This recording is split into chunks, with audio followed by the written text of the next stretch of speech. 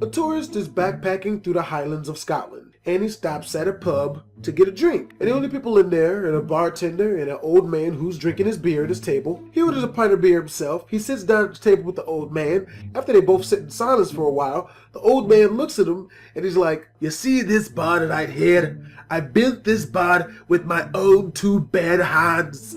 I gave it more love than I gave my own wife and child. But do they call me Francis the Bar Builder? No." The old man then points out the window. "Do you see that stone wall out there? I built that stone wall with my own bare hands. I placed each stone individually through the rain, the sleet, and the snow. But do they call me Francis the Stone Wall Builder?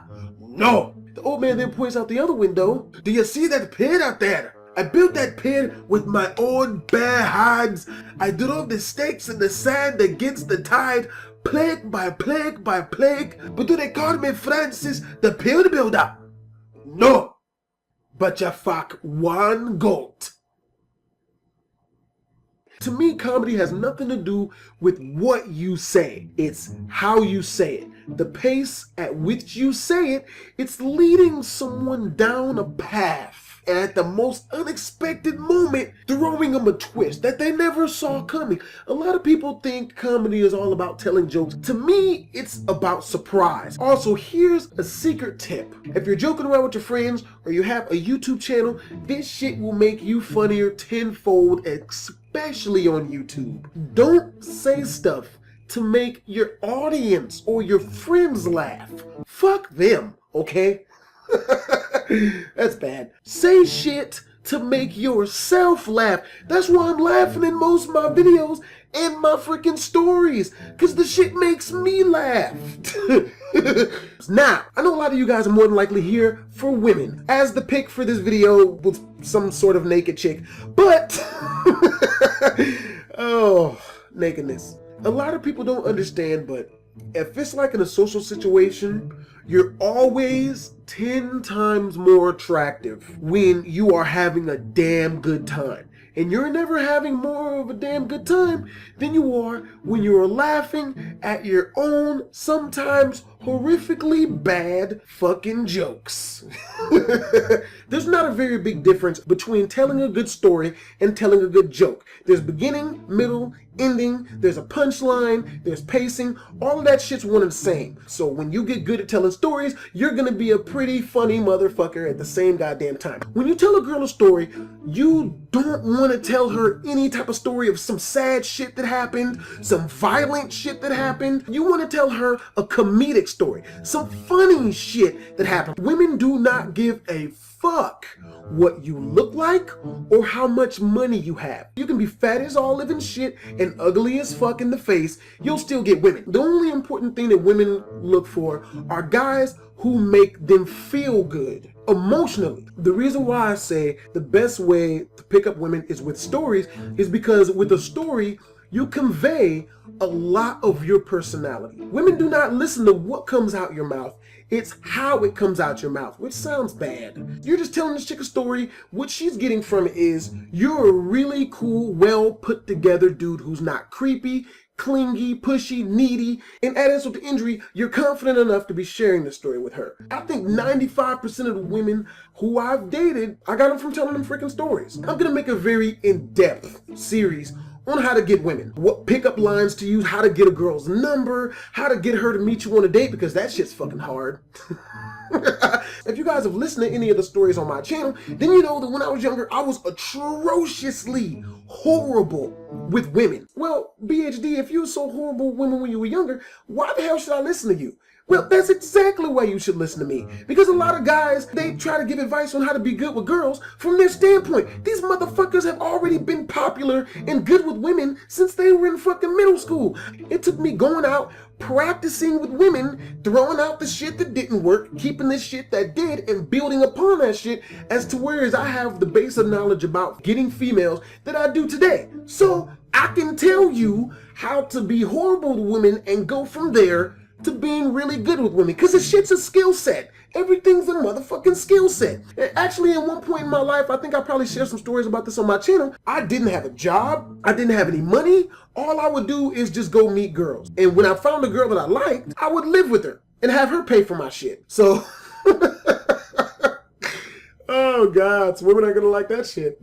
The main thing women are attracted to are excitement, fun, and spontaneity. You being the party and being a good time, it communicates all of these things to her. And I'll give you guys a really good example. And this is back when I didn't know anywhere near what I know now, because if I did, I would have probably been dating the damn girl from this fucking story. Now, you know, when I was a little bit younger, I had a crush on this chick. Chick did not have a crush on me back, right? We've all been in that situation. Well, luckily enough for myself, at this time I had already known that, you know, okay, well, if a girl doesn't like me, pursuing a girl and trying to logically convince her to like me based on the stuff I can do for her, all that dumb shit, that shit has the exact opposite effect. So I'm not hitting on this chick no more, blah, blah, blah, you know, but we stay friends, right? But every time we kick it, it's grossly apparent to me that this chick don't want nothing to do with me romantically. So one day, I guess she had a bad midterm test or some shit like that. She was a little bit depressed. I hit her up and I was like, yo, you know, you want to go to this Halloween party? You know, she was like, all right, cool. So she comes and she picks me up. We go to the Halloween party. Now, I'm wearing a motherfucking Superman suit. Got my fake muscles popping and shit. This chick is dressed like a half-naked motherfucking Tinkerbell. And when I tell you this chick was sexy as all living fuck, man, I don't do her justice. Like, this chick is short. She has a really funny personality, man. This chick is stacked physically. Like, everything. You look at the chick and you just like, damn. Apparently she picked her fucking costume very appropriately because it showed all the best parts of her. I'm just sitting there like, fuck. But I already know, you know, if I'm swooning all over this chick because of how good she looks, it's gonna do nothing but put me farther in the friend zone, right? We kicking it or whatever. We get to this party. One of my homegirls was hosting that party. I didn't know nobody else at this party. I didn't know none of them. They were all the host friends. We get there, man, and this party is just dead. There's no music. People really aren't doing much of anything. Like, there was a small bonfire in the middle because it was in the backyard, but everyone is just standing around. No one's conversating. No one's dancing. No one's laughing. Hell, most people weren't even freaking smiling. So I get up in there, man, and anyone who knows me in real life, they know that as outgoing and as over the top as I am in my YouTube videos, I'm the same way, if not worse, in real life. I have ADHD. I love to laugh, you know, I love to have a good time. I'm walking around, man, and I'm just conversating with people I don't know. I'm just cracking jokes, and just like I said, not to make anyone else laugh, I'm making jokes to make myself laugh. And the people I'm talking to, they're starting to laugh a little bit. They're starting to open up a little bit, but it's still a dead-ass party, right? The chick went off and did her own thing somewhere else, but I'm not worried. I don't give a fuck about her. You know, I make enough jokes as to where, you know, people kind of start coming together. I'm joking and laughing with people. The host of the party, which is a pretty good friend of mine, she puts on "Don't Drop That Dun-Dun-Dun" and "I Love Bad Bitches" and "It's Not a Problem," Drake type shit, like dancing music, right?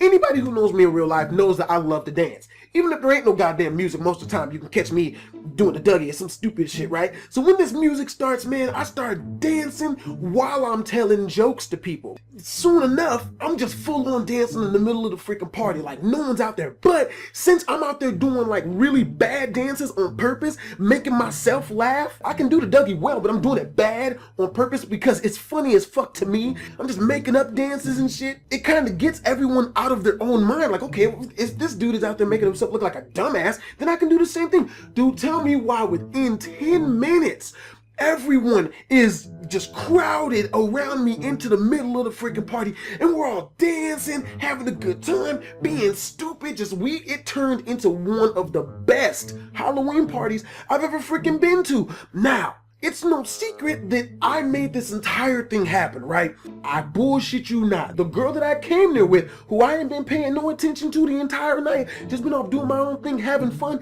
being self-amused, making myself laugh, having a good time. This chick pulls me out of the middle of the dance floor to dance with her, right? So I'm dancing with this chick. Now, mind you, in my mind, once I feel like a girl's put me in a friend zone, I feel like, okay, well, there's no hope for me and her no more. Like, I'm not gonna try no more. I'm dancing with this chick, dog, and this girl is just grinding all over me while looking me dead in my fucking eyes with like this sexual type, hungry type look. I'm not used to this shit. At the time, I was still a really funny dude and really outgoing and shit, but I really wasn't that good with women yet still. So this chick is looking at me and staring me down, grinding all over me, and what's so bad about it is I'm wearing a Superman suit, so I'm wearing spandex. This chick is grinding her crotch hard against what is now my boner. Because like I said, this chick's super attractive. I had a huge crush on her. I knew enough about women at the time to know that, you know, if you're trying to drag your penis across a chick or, you know, touch her sexually or any type of stuff like that, and she doesn't like you, then, you know, you're pretty much taking steps backwards. So what I did was I tried to adjust myself to the side as to where I wasn't, so she just wasn't dragging across the middle of my crotch anymore, you know? This chick stops me like, and adjusts herself and puts her crotch back on the middle of me and just starts grinding down on me hella hard again. This chick reaches up, because this was a short chick. She was like 5'3" or some shit, hella sexy. This chick reaches up, that same sexy, hungry look in her freaking eye, and she claps both her hands around my neck and pulls me down to kiss me. I didn't know what the fuck was going on, because for the past year, this chick didn't want shit to do with me. Like, it was the hardest thing in the world just to get this chick to come kick it with me. And then when I did this night, the whole drive here, she was letting it be known that she wasn't into me like that. And I could tell from her body language that she wasn't bullshitting, because some girls are bullshit about that. She wasn't playing. So me doing this shit, being self-amused and having fun and making myself laugh, somehow jettisoned me out of the friend zone into like the most eligible dude for her, period. Like, this chick was all over me, man. Shit didn't make no sense to me, but I learned later to a point where I'm able to duplicate that on purpose somewhat. If you want to use comedy to pick up women, the best way to do it is to make yourself laugh. Be funny, because when you're funny and other people see you as funny, that gives you status. Who else has status? Fucking Brad Pitt. You're probably sitting there wondering, okay, well, how do I be self-amused? A good way to be self-amused, or at least the way I use it, is saying bad jokes and then calling yourself out on your own bad joke. What I mean is this, and I tend to do this one, I do this one a lot. Like, man, dude, you keep talking that shit, man, you ass gonna get Paul Walkered. And before anyone can say anything, you're like, what, too soon? Put your hand up for the high five, and before anyone can even try to give you a high five, you put it back down. Like, anyone high five? Anyone? No? Okay. If you guys enjoyed the video, make sure to like, comment, subscribe. I'm gonna be doing a lot of these tutorials, stuff on how to get girls, on all the other subjects that I tend to have a lot of freaking knowledge in. I'm gonna be giving you guys tutorials on how to do that, man. You know what I mean? Might as well hook my viewers and subscribers up, man, because otherwise it takes years and a lot of painful trial and error to figure this shit the fuck out. Lord knows it took me that long. Oh, Jesus. You guys have a great day, man. This is BlastphamousHD signing off. Twisms. See, I said it soft. That shit was for the ladies. Trey Songz up in this bitch. Right? Like, he suffered from some smoke inhalation, which, to tell you the truth, he probably should have died. Like, the Lord needs to make an example out of one of these motherfuckers. Just, you know what? It's like he keeps trying to kill off the weak, and we just